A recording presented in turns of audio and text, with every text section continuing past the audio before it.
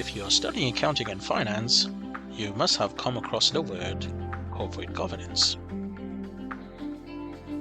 Okay, but what exactly is corporate governance? I'd like to think of it as safety on the roads. Meaning, if you're driving, you should respect the road signs to reach your destination safely. But let's give a more formal definition to corporate governance. Corporate governance is a system by which companies are directed, structured, and controlled. Okay, I know what you're thinking. Why is there a need for corporate governance when it comes to companies? Directors act as agents of shareholders. What does that mean? In simple terms, the directors are there to work in the best interest of the shareholders.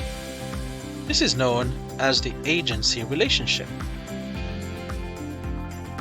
However, some directors have misused the agency relationship and rather acted in their own self-interest.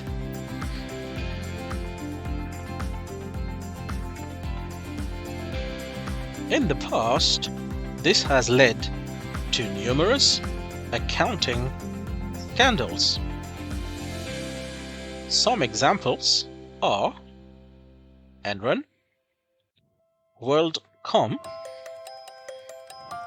Carillion, and Maxwell.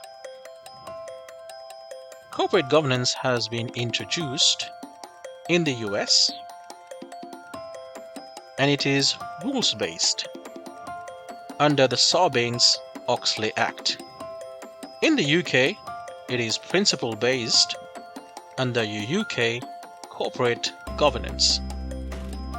It's more a comply or explain philosophy. My name is Shaktee Ramtohul.